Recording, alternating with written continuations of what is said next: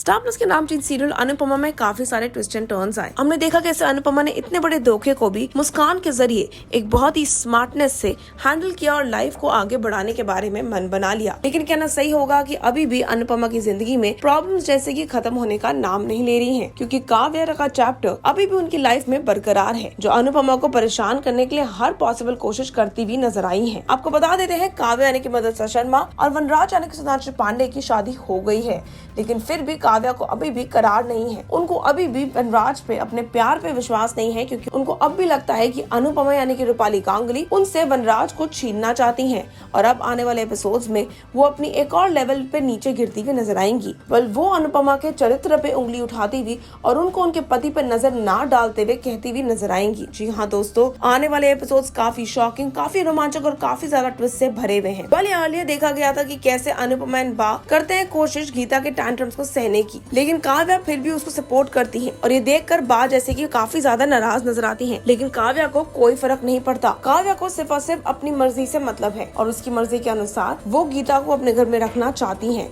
और साफ साफ वो गीता से कह देती हैं कि वो घर में किसी की बात ना सुने। अगर कोई उनसे कुछ कहने की कोशिश या करवाने की कोशिश करता है तो वो उनको इनकार कर दे और वो किसी को जवाब नहीं देती हैं। वो सिर्फ और सिर्फ काव्या को जवाब देती है, क्योंकि काव्या है जो उनको पैसा, उनको हर महीने की सैलरी देती है।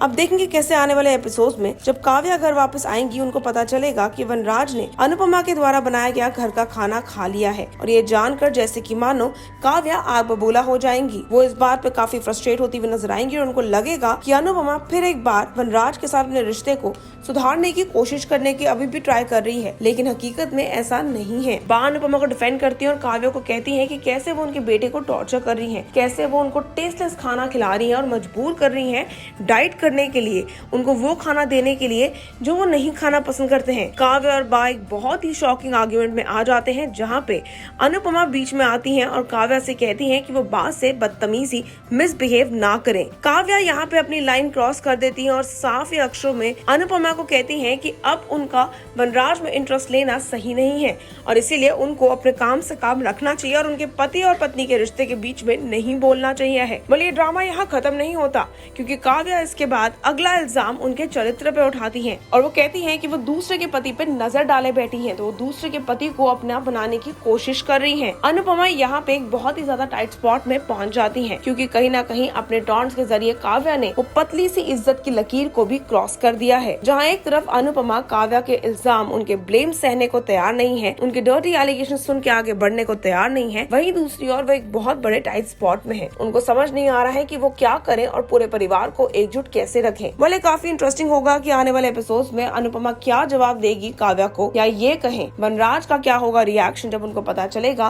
काव्या का क्या था व्यवहार घर वालों के साथ, बा के साथ और अनुपमा के साथ। आप हमारे साथ स्टार प्लस का नामचीन सीरियल अनुपमा देखना ना भूलिएगा और नीचे बने कमेंट सेक्शन में जरूर शेयर करिएगा कि आप क्या कहना चाहते हैं आने वाले ट्विस्ट एंड टर्न्स के बारे में। Until then, stay tuned to Telly Chakkar for all the more updates for the Telly world.